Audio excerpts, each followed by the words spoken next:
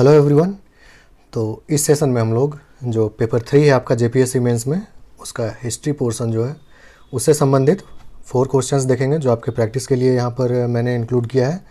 और साथ ही जो पिछला सेशन हुआ था उसमें एनवायरनमेंट से रिलेटेड मैंने आपको कुछ क्वेश्चंस दिया था, उसमें से एक क्वेश्चन को डिस्कस करेंगे। ओके, तो फिर स्टार्ट करते हैं आज का सेशन। ओके, सो ये क्वेश्चंस हैं, चारों सेक्शन से मैंने एक एक क्वेश्चन दे दिया है। ठीक है, आप इसको लिखने का प्रैक्टिस कीजिएगा। एक बार क्वेश्चन जो है मैं आपके लिए थोड़ा सा क्लैरिफाई कर देता हूँ।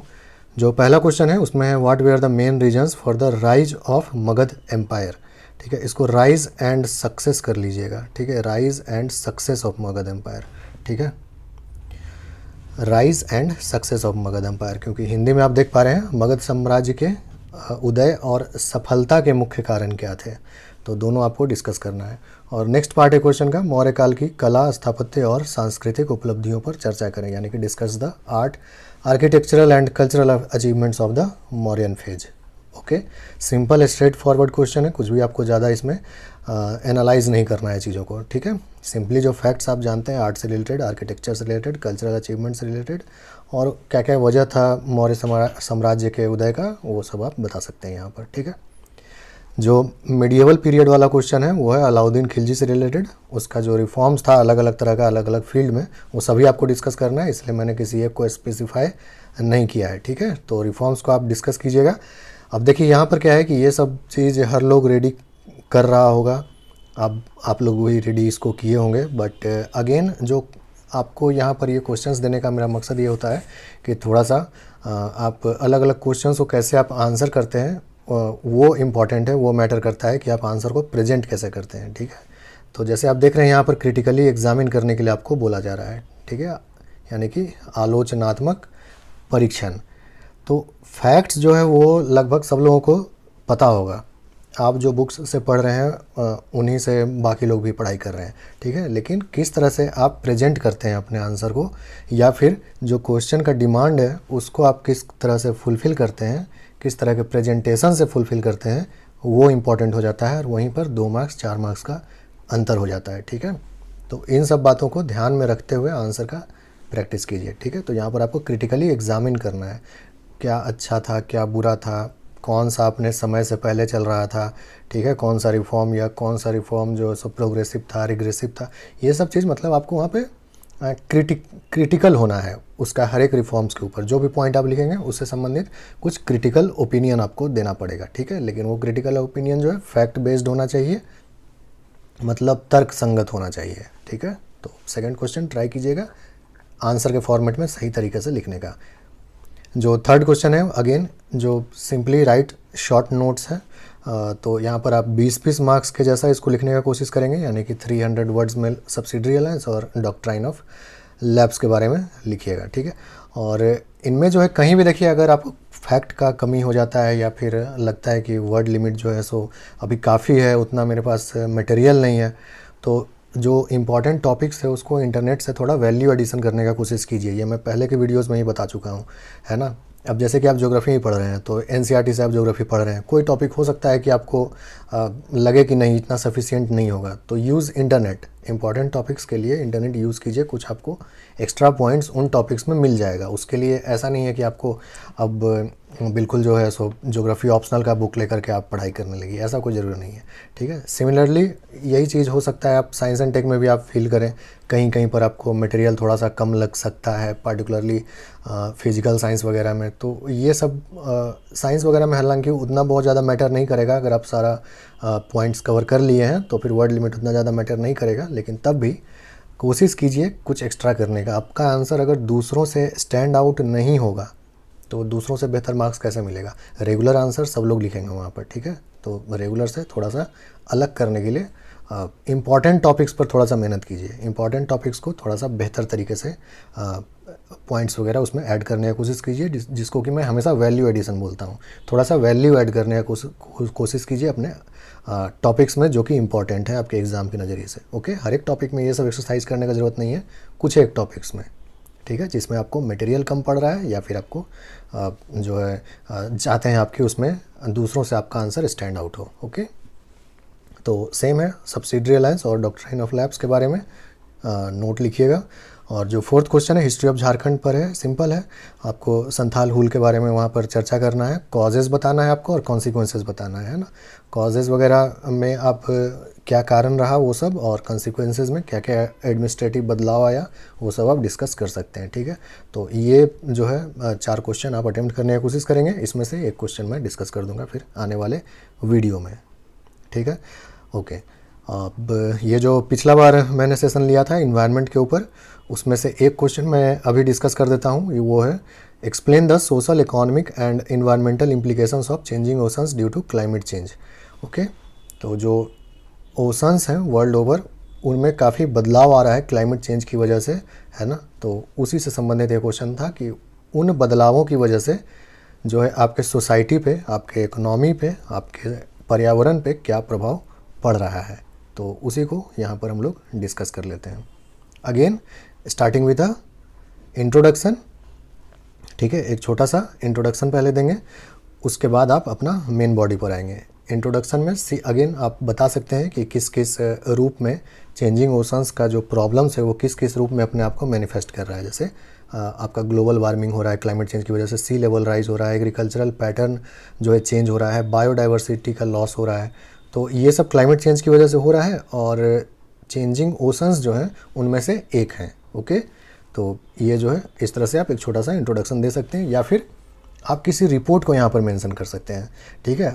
करेंट अफेयर्स में कई बार आप लोग देखे होंगे किसी न किसी प्रकार का रिपोर्ट आता है, आईपीसीसी का रिपोर्ट आता है, या फिर किसी भी यूनाइटेड नेशंस का इन्वायरमेंटल एजेंसी का रिपोर्ट आता है, जिसमें बताता है पिछले 1 दशक में सी लेवल में इतना मिलीमीटर बढ़ गया है, या फिर पिछले 100 साल में सी लेवल में इतना राइज हुआ है। ऐसा कुछ आप इंट्रोडक्शन दे सकते हैं, जिससे कि क्या होगा, इंट्रोडक्शन आपका और मतलब और वजन हो जाएगा आपका इंट्रोडक्शन का, है ना। क्योंकि आपका चेंजिंग ओशंस के बारे में बात हो रहा है, या फिर पिछला 100 साल में अगर आपको पता है किसी रिपोर्ट के अनुसार कि ओशंस का जो है कितना टेम्परेचर राइज हो गया है ना, कितना उसका लेवल राइज हो गया है या एक्सपैंड कर गया है, तो इन सब चीज़ों से संबंधित भी आप इंट्रोडक्शन लिख सकते हैं। ये बस एक प्रकार है of many introductions that you may write. Okay, next आते हैं बॉडी पर। तो the various implications of changing oceans on the society, economy and environment can be summed up as below. तो अगेन मैं अब सारा रीडिंग नहीं करूँगा, इसको आप पढ़ लीजिएगा अगर पढ़ना है तो। बट सोशल इम्प्लीकेशंस के बारे में बात करेंगे, यानी समाज पर इन जनरल क्या प्रभाव पड़ा है। तो फूड सिक्योरिटी के बारे में बात कर लेंगे, ठीक है, कि काफ़ी ज़्यादा जो दुनिया भर का जनसंख्या है वो डिपेंडेंट है ओशंस पर अपना प्रोटीन का ज़रूरत के लिए, और ओशंस में अगर बदलाव आता है तो कहीं ना कहीं उनका जो वो हेल्थ है उस पर इम्पैक्ट होगा, क्योंकि उनको रिक्वायर अमाउंट ऑफ जो फिश ये मरीन प्रोडक्ट्स हैं वो उनको नहीं मिल सकता है, ठीक है, अपना कंजम्पशन करने के लिए। प्लस वो लोग उसको बेचते होंगे, उससे पैसे कमाते होंगे, और उससे अपना दूसरा भी ज़रूरत का सामान खरीदते होंगे। तो ये सब जो है फूड सिक्योरिटी पर एक डेंट पड़ सकता है अगर ओशन में इस तरह से बदलाव जारी रहा तो इस तरह से पहला आप सोशल इम्प्लीकेशंस में फूड सिक्योरिटी का बात कर सकते हैं। नेक्स्ट फिर देखते हैं तो कॉन्फ्लिक्ट का कारण बन सकता है, ठीक है। ओशंस में जो बदलाव आ रहे हैं उससे कॉन्फ्लिक्ट भी हो सकता है। आए दिन आप सुनते होंगे कि उसका मछुआरा उस देश का पानी में घुस गया, फलाने देश का मछुआरा हमारे पानी में घुस गया। तो ये सब चलता रहता है। क्यों? क्योंकि कई बार जो है सो कैच जो है, यानी कैच यानी कि जो आप मछली वगैरह पकड़ते हैं या समुद्र का दूसरा जीव वगैरह पकड़ते हैं, ठीक है, उसको कैच बोलते हैं। तो मान लिया जाए वो कैच आपके एरिया में नहीं मिल रहा है, तो कई बार खोजते खोजते दूसरे के वाटर के एरिया में चले जाते हैं मछुआरे, फिर उनको वहाँ पर डिटेन कर लिया जाता है, फिर पूरा डिप्लोमेसी चलता है, फिर छोड़ा जाता है।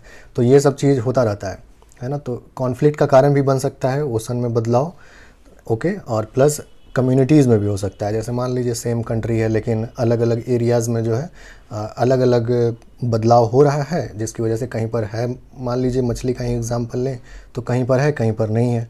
तो हो सकता है इधर वाले लोग जो है सो जहाँ पर है वहाँ जाना चाहेंगे, तो इस तरह से भी कन्फ्लिक्ट का कारण बन सकता है। तो ये सब आप पॉइंट्स मेंशन कर सकते हैं यहाँ पर।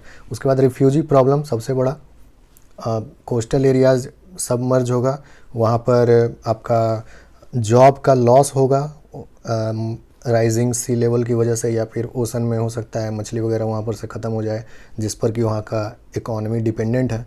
तो इन सब की वजह से क्या होगा, व्यक्ति एक एरिया से दूसरे एरिया में माइग्रेट करने लगेगा। तो अगेन वो भी एक प्रॉब्लम है। तो रिफ्यूजी प्रॉब्लम को आप डिस्कस कर सकते हैं, वहाँ पे आप रिपोर्ट को मेंशन कर सकते हैं, देखिए जहाँ भी संभव हो इस तरह का जब आप आंसर लिखते हैं लॉन्ग, तो जहाँ भी संभव हो वहाँ पर किसी प्रकार का रिपोर्ट का कोई डेटा या फिर फैक्ट जो है ऐड करने की कोशिश कीजिए। इससे क्या होगा कि आपका आंसर थोड़ा स्टैंड आउट होगा दूसरों के आंसर्स के तुलना में, ठीक है। नहीं तो ऐसे तो क्या होगा, बिल्कुल जनरल हो जाएगा कि रिफ्यूजी प्रॉब्लम हो रहा है, कन्फ्लिक्ट हो रहा है। तो कहीं ना कहीं आपको जहाँ भी आपको याद आता है वहाँ पर आप किसी ना किसी प्रकार का एग्जाम्पल ज़रूर दीजिए, रिपोर्ट से, फैक्ट्स से, फिगर्स से, डेटा से एग्जाम्पल देने की कोशिश कीजिए, ठीक है। तो जैसे यहाँ पर मैंने ग्लोबल रिस्क रिपोर्ट से कुछ फैक्ट्स ले लिया है अपना बात को सपोर्ट करने के लिए, ठीक है।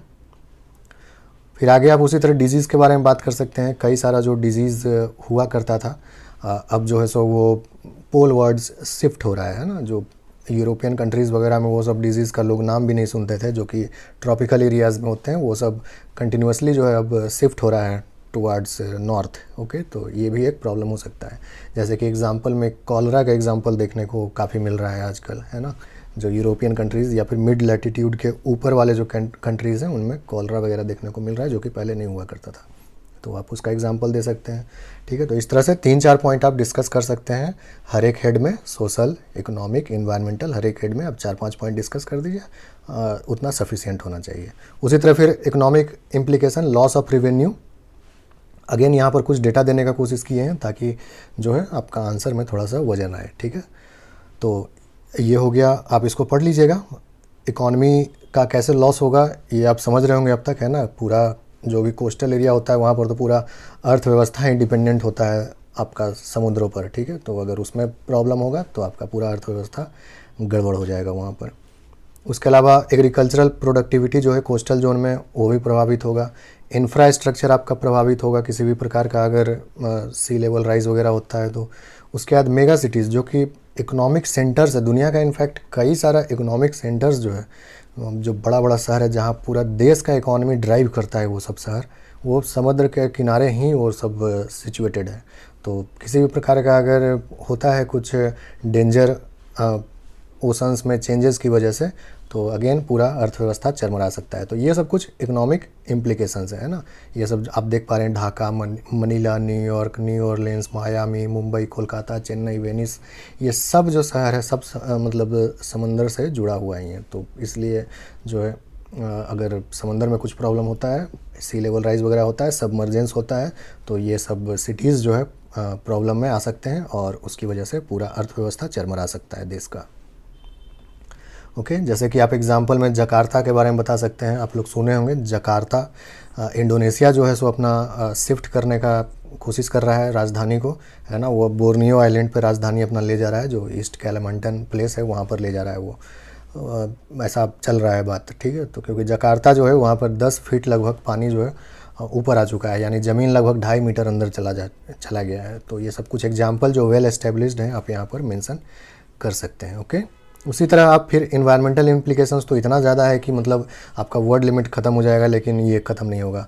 तो इन्वायरमेंटल इम्प्लीकेशंस के बारे में फिर बात कर लेंगे, ठीक है। बायोडाइवर्सिटी के बारे में बात कर सकते हैं, कोस्टल इकोसिस्टम के बारे में बात कर सकते हैं, किस तरह से साइक्लोन्स वगैरह जो है ज़्यादा ख़तरनाक होते जा रहा है उसके बारे में बात कर सकते हैं। जहाँ नहीं भी साइक्लोन आता था वहाँ भी अब आने लगा है, मतलब फ्रिक्वेंटली नहीं आता था, वहाँ भी अब आने लगा है। ओके, अगेन कुछ डेटा यहाँ पर देने का कोशिश किए हैं ताकि आपका आंसर में जो आप बात बोल रहे हैं उसको सपोर्ट मिले। ओके, उसी तरह ऑक्सीजन मिनिमम जोन्स के बारे में बात कर सकते हैं। जहाँ पर ऑक्सीजन कम होता है वैसा जोन्स, वो सबका संख्या जो है बढ़ जाने का संभावना है आने वाले दिनों में। ओके, अपवेलिंग सिस्टम्स जो है गड़बड़ हो रहा है दुनिया भर में। अपवेलिंग सिस्टम ज्योग्राफी पढ़े होंगे तो उसमें सुने होंगे, अपवेलिंग जो होता है ना, जो ओशंस का नीचे का पानी होता है वो अपने साथ न्यूट्रिएंट्स वगैरह लेकर ऊपर आता है, और ये एक इम्पॉर्टेंट मतलब प्रोसेस है, ठीक है। ओशंस का एक इम्पॉर्टेंट प्रोसेस है अपवेलिंग, और कई एरियाज़ का तो मतलब पूरा इकॉनमी ही डिपेंडेंट होता है अपवेलिंग पर, क्योंकि इस अपवेलिंग की वजह से जो भी न्यूट्रिएंट्स ओशंस के नीचे से ऊपर लाया जाता है वो वहाँ पर का मतलब जो मरीन लाइफ है उसको काफ़ी ज़्यादा वो सपोर्ट करता है, और वहाँ पर मरीन लाइफ अच्छे से फलता फूलता है और पूरा अर्थव्यवस्था जो है वही ड्राइव करता है वहाँ पर, ठीक है। जैसे कि आपका साउथ अमेरिका का जो वेस्टर्न कोस्ट हो गया या फिर नॉर्थ अमेरिका का नॉर्थ ईस्टर्न कोस्ट हो गया, ये सब काफ़ी डिपेंडेंट है अपवेलिंग सिस्टम्स पे। तो अगेन वो सब प्रभावित हो रहा है और उसकी वजह से प्रॉब्लम हो सकता है। तो ये सब कुछ जो है आपका इन्वायरमेंटल इम्प्लीकेशंस है, ठीक है। लगभग आप यहाँ पर 4-5 इन्वायरमेंटल इम्प्लीकेशंस का बात किए और उसी तरह कुछ पॉइंट्स आप डिस्कस किए। मैंने देखा तो लगभग 650 से 700 वर्ड्स के आसपास आपका इंग्लिश वाला जो है 650 से 700 वर्ड्स के आसपास आ रहा था। तो इनफ है इतना, और भी आप पॉइंट्स ऐड कर सकते हैं इसमें। फ्लड्स को लेकर आप ऐड कर सकते हैं, कोस्टल फ्लडिंग को लेकर के, ड्रॉट को लेकर के ऐड कर सकते हैं, है ना। जो एग्रीकल्चरल पैटर्न कैसे चेंज हो रहा है उन सब के बारे में बात कर सकते हैं। बात करने के लिए काफ़ी सारा चीज़ है, बट वही है, थोड़ा सा वर्ड लिमिट भी ध्यान रखना होगा आपको, क्योंकि आपके पास वहाँ पर अनलिमिटेड टाइम नहीं होता है। उसके बाद आप कंक्लूड कर सकते हैं। कंक्लूज़न में कुछ विशेष आपको नहीं बताना है, क्योंकि वैसा क्वेश्चन का कुछ डिमांड नहीं था, ठीक है। इनफैक्ट जब आपको थोड़ा सा एनालिसिस वगैरह करना होता है तब कंक्लूज़न जो है ज़्यादा मायने रखता है वहाँ पर। यहाँ पर आपको कंक्लूड कर सकते हैं, जैसे कि ओशन का प्रॉब्लम्स के बारे में हो रहा था, तो आप बता सकते हैं प्रॉब्लम्स का सॉल्यूशन क्या है। तो तुरंत तो रिवर्स नहीं किया जा सकता है क्लाइमेट चेंज का इफेक्ट्स को, अब अगले 1-2 सालों में तो तुरंत रिवर्स नहीं किया जा सकता है, लेकिन क्या किया जा सकता है, एडाप्टेशन किया जा सकता है, ठीक है। कि उससे जो है वहाँ का जो लाइफ है, वहाँ का जो इकोलॉजी है, वहाँ का जो इकोसिस्टम है, वो कम से कम प्रभावित हो और अपने आप को सस्टेन कर सके आने वाले बरसों में, है ना। तो इंटीग्रेटेड कोस्टल मैनेजमेंट हो गया, या फिर प्रोटेक्टेड एरियाज़ का नेटवर्क हो गया, सस्टेनेबल लाइवलीहुड हो गया कोस्टल पीपल के लिए, इन सब मुद्दों को आप वहाँ पर डिस्कस कर दीजिएगा और इस तरह से आप अपना आंसर कंक्लूड कर सकते हैं कि ऐसे करके चेंजिंग ओशंस का जो प्रभाव है हमारा समाज पर, सोसाइटी पर, इन्वायरमेंट पर, उसको हम कम कर सकते हैं, ठीक है। हालांकि ये क्वेश्चन का डिमांड नहीं है तो उसको ज़्यादा एक्सप्लेन नहीं करना है, बस सिंपली ऐसा बोलते हुए आप अपना आंसर कंक्लूड कर सकते हैं, ठीक है। तो फिर आज के सेशन में इतना ही, और फिर नेक्स्ट सेशन में मिलते हैं कुछ नए क्वेश्चंस के साथ और कुछ आंसर्स भी डिस्कस करेंगे। Okay then, thank you.